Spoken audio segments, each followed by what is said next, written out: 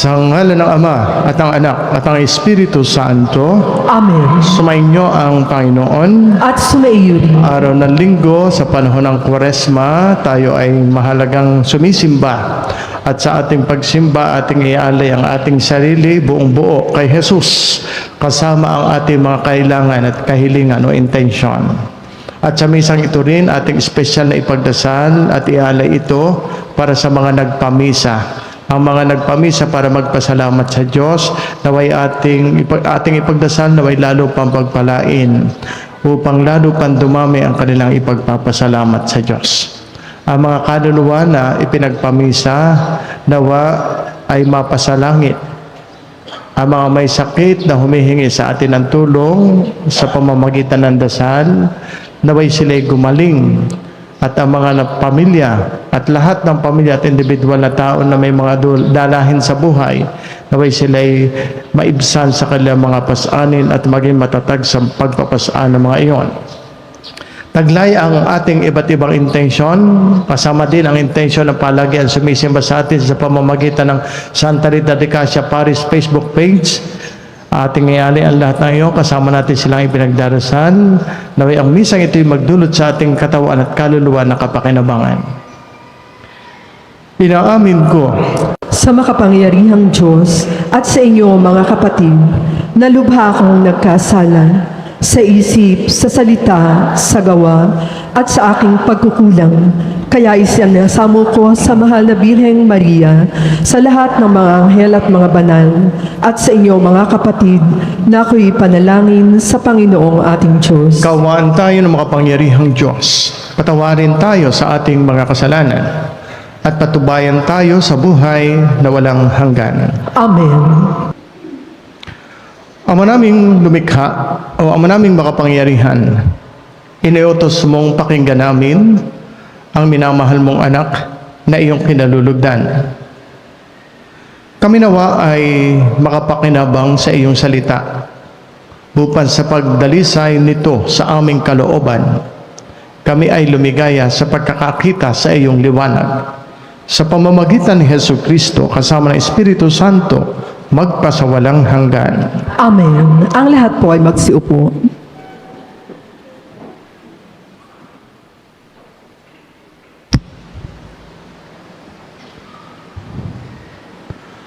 Pagbasa mula sa aklat ng Henesis. Noong mga araw na iyon, inilabas ng Diyos si Abram at sinabi sa kanya, "Masdan mo ang mga bituin. Mabibilang mo ba iyan? Ganyan karami ang magiging anak mo at apo." Nanalig si Abram, at dahil dito'y kinalugdan siya ng Panginoon. Sinabi pa ng Panginoon kay Abram, "Ako ang kumuha sa iyo sa Ur ng Kaldeya upang ibigay sa iyo ang lupaing ito." Itinanong naman ni Abram, "Panginoon, aking Diyos, paano ko malalamang ito'y magiging akin?"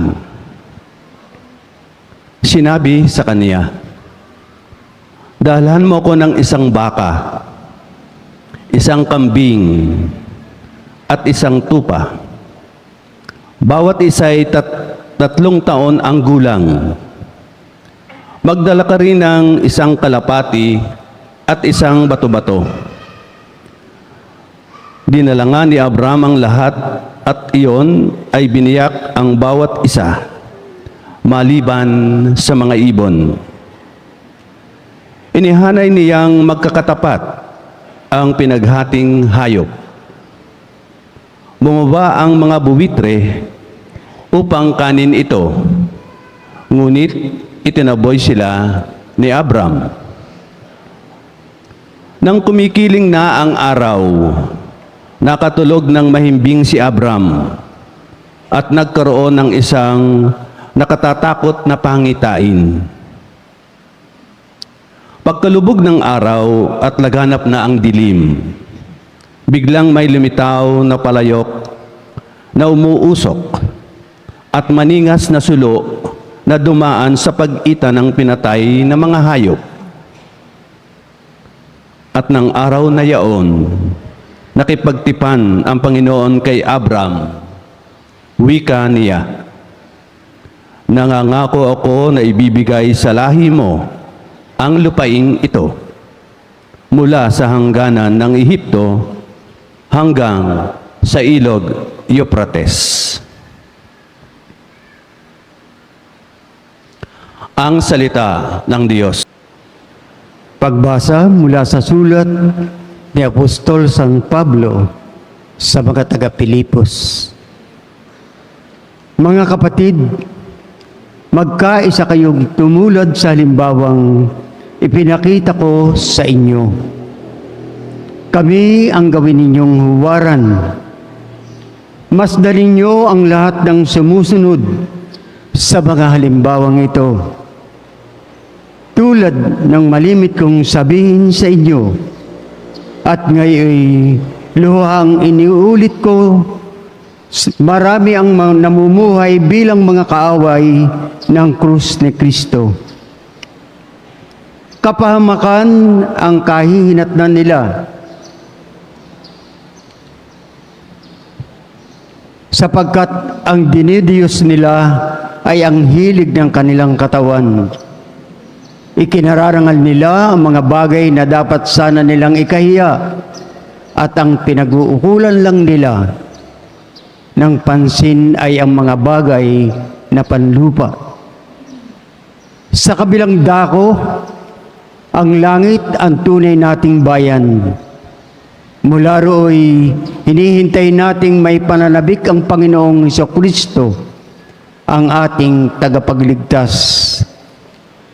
Pagdating ng araw na yaon, babaguhin niya ang ating katawang lupa at gagawing maluwalhati tulad ng kanyang katawan sa pamamagitan ng kapangyarihang ginamit niya sa pagsuko o pagpapasuko sa lahat ng bagay.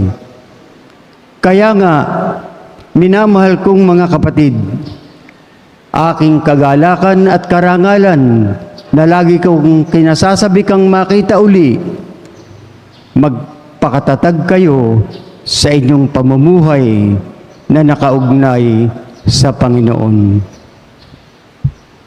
Ang salita ng Diyos. Salamat sa Diyos Sumainyo ang Panginoon, at sumaiyo rin. ang mabuting balita ng ating Panginoon ayon kay San Lucas. Papuri sa iyo, Panginoon.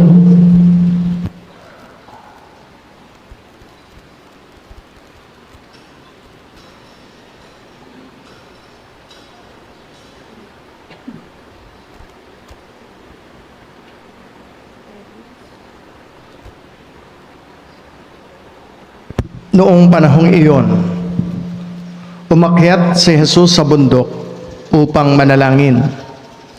Isinama niya sina Pedro, Juan at Santiago.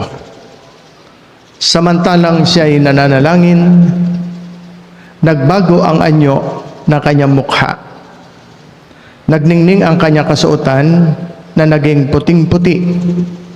Di kagin-saginsay lumitaw ang dalawang lalaki, sina Moises at Elias, napakitang may kaningningan at nakipag-usap sa kanya. Pinag-usapan nila ang nalalapit na pagpanaw ni Jesus na magaganap sa Jerusalem. Tulog na tulog si Pedro at ang kanyang mga kasama, ngunit sila'y biglang nagising at nakita nila si Jesus na nagniningning at ang dalawang lalaking nakatayo sa tabi niya. Nang papaalis na sa tabi ni Jesus ang mga lalaki, sinabi ni Pedro, "Guro, mabuti pa'y dumito na tayo. Gagawa po kami ng 3 kubol. Isa sa inyo, isa kay Moises, at isa kay Elias." Ang totoo ay hindi niya nalalaman ang kanyang sinasabi. Nagsasalita pa siya nang matakpan sila ng isang ulap at sila'y natakot. At may isang tinig mula sa alapaap na nagsabi, Ito ang aking anak, ang aking hinirang. Siya ang inyong pakinggan. Nang tumigil ang tinig, nakita nilang nag-iisa na si Jesus. At hindi muna sinabi ng mga alagad kanino man ang kanilang nakita.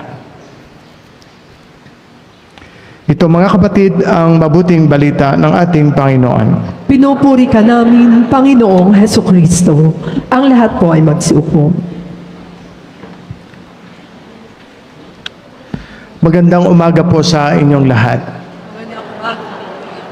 At gayon din sa mga kaisa natin sa misa sa pamamagitan ng online mas magandang buhay. Ang misang itong ating dinadaluhan na may magdulot sa atin ng pagpapala. Tingnan natin ang salita ng Diyos at kung paano tayo nito inaakay sa buhay na magdadala sa atin sa langit. Sa first reading.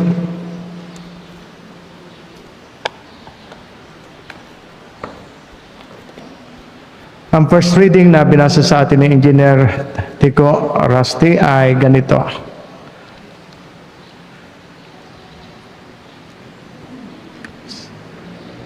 Ito ay ang pakikipagtipan ng Diyos kay Abraham. Matapos makita ang pananalig ni Abraham, kaya mahalaga ang pananalig sa Diyos. Mahalagang tayo ay walang pagdududa sa pananalig sa Diyos. Magandang tayo ay may mataas na pananampalataya. Ang inyong pagsimba ay pagpapahayag nito. Kaya maganda yung gayang katangian. May pagkilala sa Diyos. Huwag niyong aalsin yan. At dahil doon, ang Diyos ay nakipagtipan kay Abraham. At ang sabi sa first reading ay ganito, masdan mo ang mga bituin. Mabibilang mo ba yan? Binasa sa atin ng Engineer Tico. Ganyang karami ang magiging anak mo at apo. Dami noon, ano? Sabi pa nga sa ibang bahagi ng banal na kasulatan ay kasing dami ng buhangin sa pangpang ng karagatan. Dami noon, di mabibilang. Pero ano ba iyon? Ano ba ang apo?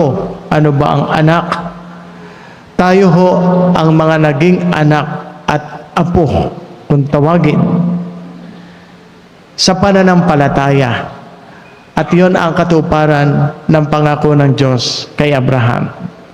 At si Abraham naman ay sinukat sa kanyang pananampalataya at nabatid ng Diyos na ang kanyang pananampalataya ay hindi kayang sukatin. Kaya nga hindi masukat ang bilang ng mga anak na ibinigay kay Abraham at tayo kabilang anak sa pananampalataya niya. Yun ang first reading. At kaugnay noon ay ang mga pag-aalay ay ginagawa sa first reading. Tayo yung mga anak na nag-aalay kay Jesus ng ating sarili. Pero isa sa pambihirang nag-alay ay si Jesus nang siya'y maging tao galing sa lahi ni Abraham. Ang kanyang pag-aalay ay nagbigay ng kabuluhan sa lahat ng pag-aalay ng hayop, pinapatay na hayop. Wala pang kabuluhan niyon. Paglalarawan lang yun, parang practice lang. Pero ang kaganapan at ang kabuluhan at ang may bisang pag-aalay ay ang pag-aalay ni Jesus ng kanyang sarili. At sa atin namang ginagawang pamumuhay na may pananalig at pananampalataya, bahagi rin ang pag-aalay. Ang misa ang pinakamataas na pag-aalay sapagkat ito ang pag-aalay ni Jesus. At tayo sa ating pagsimba, maging sa inyong paghahandog kapag may pag-aalay, iniaalay natin ang ating sarili kay Jesus upang maging kalugod-lugod tayong alay ni Jesus sa Amang nasa langit. Yun, first reading. Pwede pang palawakin pero marami pang pagbasa. Second reading. Kaya naman, sa pamamagitan ng pangakong ito at pakikipagtipan ng Diyos kay Abraham, ang langit ay buong pag-asa nating magiging tahanan. Kaya sabi sa awit ni Brother Mar, Panginooy aking tanglaw, siya'y aking kaligtasan. Ang Diyos na nakipagtipan kay Abraham ay ang Diyos na magbibigay sa atin ng kanyang tahanan, ang kaharian ng Diyos. Sa second reading ay ating napakinggan ang ganitong mga salita. Mga kaaway ng krus ni Kristo, o sabi dito ay ganito, tulad ng malimit kong sabihin sa inyo, at ngayon luhang inuulit ko, marami ang mamumuhay bilang mga kaaway ng krus ni Kristo. Tingnan ninyo at pakinggan nyo yung salitang iyon. Alam nyo po, ang krus ay dating sagisag ng nakakahiyang kamatayan. Bakit? Diyan ipinapako at pinapatay ang mga kriminal. Kaya ang mga kriminal, diyan nakakahiyang namamatay sapagkat sila'y walang saplot sa katawan. Bukod pa sa ipinangangalandakan ang kanilang kasalanan.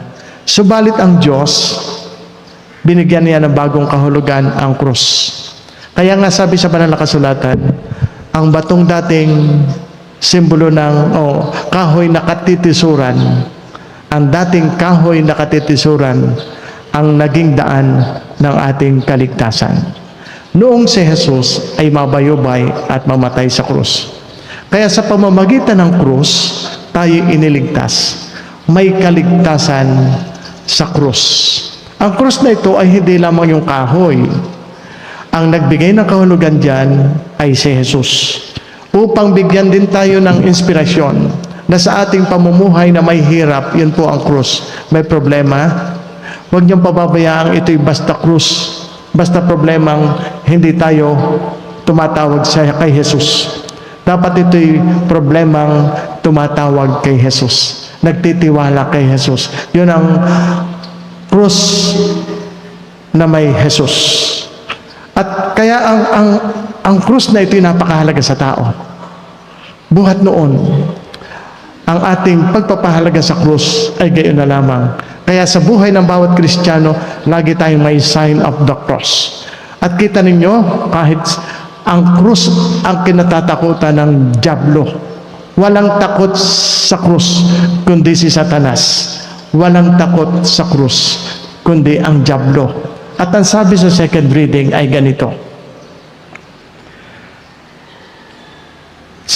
masdan ninyo ang lahat ng sumusunod sa mga halimbawa tulad ng malimit kong sabihin sa inyo, at ngayon lubhang inuulit ko, marami ang mamumuhay bilang mga kaaway ng krus ni Kristo. Tayo hindi kaaway sapagkat mahalaga sa atin. Kapag tayo'y nagdadala ng krus, tayo'y kasama ni Jesus sapagkat ang krus natin, krus na may Jesus. Kaya kung naulit ito ay ganito, marami ang mamumuhay bilang mga kaaway ng krus. Bigyan ko ulit din ito. Merong isang nasa pamahalaan na gustong i-propose, yung may proposal siya. Anong proposal niya? Itong binabanggit sa gospel. Isa second reading. Alsin ang mga krus sa hospital. Alsin ang mga krus sa mga schools. Alsin ang mga krus sa mga private na mga lugar. Ayun ang aalsin. Bakit? Kasi yung taong yun ay Iglesia ni Cristo. Ay sayang, marunong. Ako'y hanga doon, ako'y kagaling na rin, abogadong are. Kagaling ako'y hanga. Pero noong ibatas niya, yung gustong ipasa sa batas na alsin ang mga krus na iyan, ay ako'y hindi na nagdalawang isip. Eliminated dito sa aking choices. Hindi pwede. Aalsin ang Diyos sa buhay natin. Ang Kristiyano at Katolikong bansa ay aalsa ng ganitong napakagandang karangalan. At yun ay binabanggit sa second reading. Marami ang mamumuhay bilang mga kaaway ng krus ni Kristo. At tayo hindi dapat mabuhay sa gayong estado ng pamumuhay. Tayo yumayakap sa krus sapagkat ito'y daan ng kaligtasan. Ginawang mahalaga ng Diyos sa buhay natin. Yun ay ibig sabihin na rin natin sa atin ay huwag niyong pababayaan sa inyong pagdadala ng mga mabibigat na suliranin ay kayo bumibitaw sa Diyos. Maging matatag kayo dito sa pagpapasa nito. Si Jesus ay nagpasa nito, iniakyat pa sa Kalbaryo, namatay siya sa krus, subalit sa halip na maunatiling patay, ginawa niyang sa pamamagitan ng krus na iyon, ay tayo ay makabahagi ni Jesus sa kanyang muling pagkabuhay, na pagtagumpayan ni Jesus ang mga pagsubok sa buhay para maging inspirasyon sa atin. Second reading pa rin. Sapagkat ang dinidiyos nila ay ang hilig ng kanilang katawan. Ikinararangal nila ang mga bagay na dapat sa kanila na kanilang ikinahihiya, at pinag-uukulan lang nila ng pansin ang mga bagay na panlupa. Ito yung pagpapahalaga natin sa pagsunod sa kalooban ng Diyos. Na ang tao, ang dapat itinuturing na kayamanan ay ang kanyang pagmamahal sa Diyos.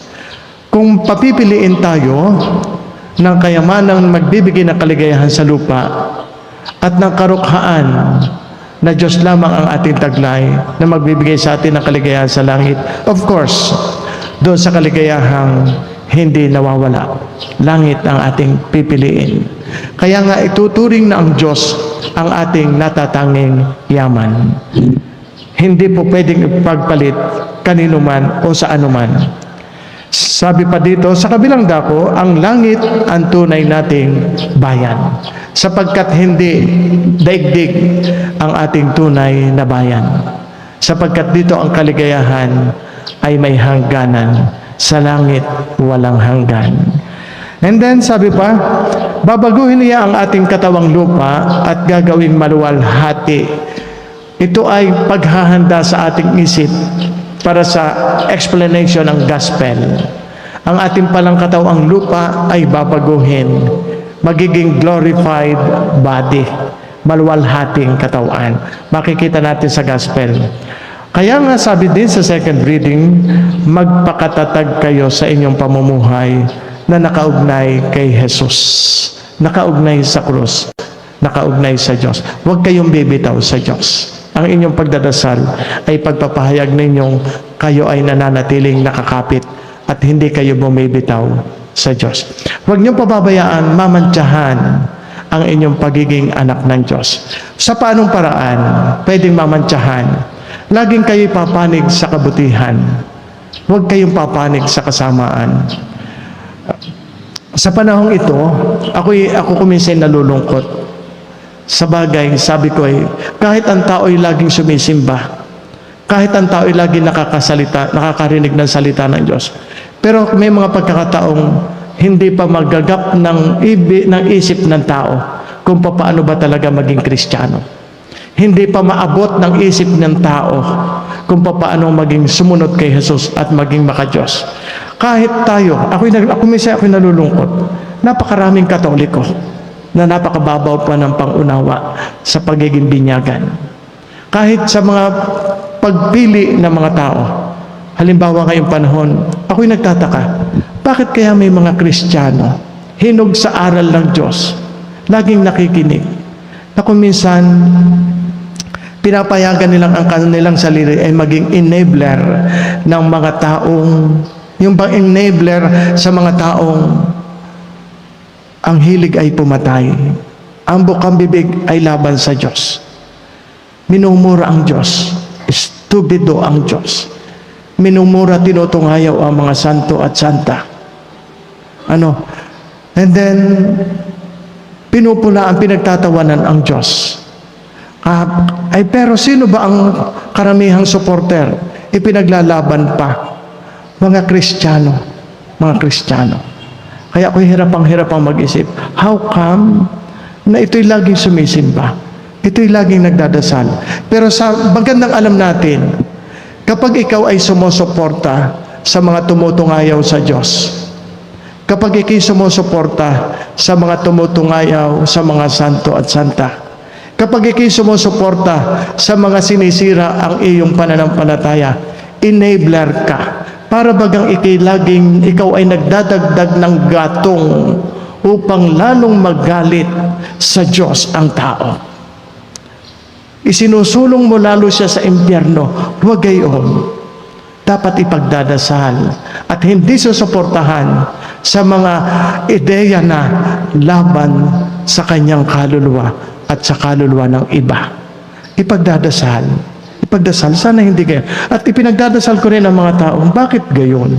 Enabler doon sa mga nagka-curse sa Diyos. Enabler ang tao na sumusuporta sa mga pagpatay. Ikaw ay nagiging kabahagi ng masamang katangian ng pagmumura sa Diyos at mga santo, ng mga salitang hindi dapat naririnig ng mga bata. Ikaw ay nagbibigay ng gatong sa mga taong gayon. Hindi pa kuminsan abot iyon ang isip ng tao. Kaya hindi man natin, nakakalungkot lamang, pero hindi natin pwedeng sisihin. Nakakalungkot lamang. Napakababaw pa. At sila ating ipinagdadasal. Kaya yun ang binabanggit din sa pagbasa. Sa Banal na Ebanghelyo, kasama si Juan, Santiago at Pedro, si Jesus ay pumunta sa bundok at siya'y nagdasal. Habang siya'y nananalangin, sabi dito, nagbagong anyo ang kanyang mukha. Nagliwanag na puting-puti ang kanyang kasuotan. Kasama't nakita ng mga alagad ang dalawang mahalagang tao, si Moises at saka si Elias.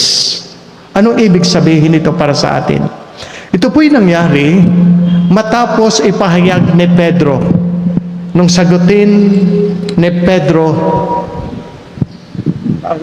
Brother Payos po na rin, ang tanong ni Jesus, nung sino ako ayon sa mga tao? Ang sabi ni Pedro, kayo po ang Kristo. Para bagang sinabing, kayo ang Mesiyas. Kayo ang Diyos na bumaba mula sa langit. Okay. Matapos iyon, ito na ang pangyayari. Sabi dito ay, umakyat si Jesus kasama yung tatlong alagad. At doon ay nagbagong anyo si Jesus. Habang siya nananalangin ay nakita na nagbagong anyo at kasama at nakikipag-usap kay Moises at kay Elias. Una, ito po'y panahon na si Jesus ay malapit ng magpasaan ng krus. Huhulihin na siya. Siya ay hahagupitin na. Siya ay makikita ng kanyang mga alagad na hirap, duguan, hinahampas, minamaltratong umaakyat sa Kalbaryo, sa bundok, habang pasan ang krus. At sa mata din ng kanyang mga alagad, ng mga disipulo, makikita nilang ang kanilang guro ay ipinapako at namamatay sa krus. Sa gayong pagkakataon na sila na iniwan na ang lahat sa kanilang buhay, ay ito'y devastating na mga pangyayari. Magpapahina ng loob. At sila'y malulumbay sa kanilang buhay. Taglay ang pagsisisi. Ano ang gagawin ng guro? Kaya nangyari ang pagbabagong anyo ay ito yon. Sabi sa banal na kasulatan, ito'y naganap para ihanda ang kanyang mga disipulo upang na maging matatag habang nakikita nilang ang kanilang guro ay nakakaranas na gayon. Aside from the fact that it is a manifestation of the divinity of Jesus that strengthens the faith of His disciples as Jesus is about to enter into passion. Kaya nga ang banal na kasulatang ito ay nagtuturo sa atin na pagkatapos ng paghihirap na ito, darating ang araw na sa dulo ng paghihirap na iyon ay may kamatayan, subalit siya'y muling mabubuhay. Kaya nga ang kanyang pagbabagong anyo ay para bagang pasilip ng bagong buhay pagkatapos na si Jesus ay ilibing, mamatay at ilibing. Ito ay prefiguration of the resurrection. preview of the glorified body. Yun din ang binanggit sa second reading. Pagkakalooban ng katawang maluwalhati. Kaya para bagang iyo'y kapirasong langit. Ang langit ay kaliwanagang walang hanggan. Si Jesus ay nagliwanag habang siya'y nagdadasal. Ito ay experience of high moments when we find ourselves on holy ground, sa langit.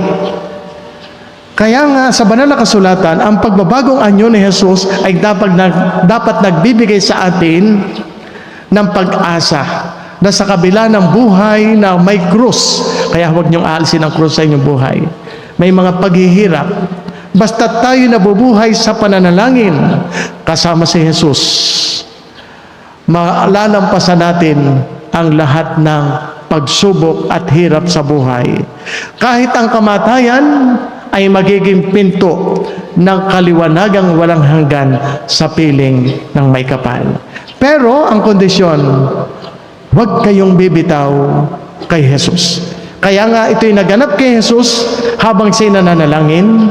Ang pagkapit ni kay Jesus ay bahagi at ito'y nasa ating laging pagdadasal. Connection. Nasa atin ang liwanag kapag tayo connected kay Jesus. Ipinako sa krus, namatay sa krus. Kaya si Jesus at ang krus ay bahagi ng ating tagumpay.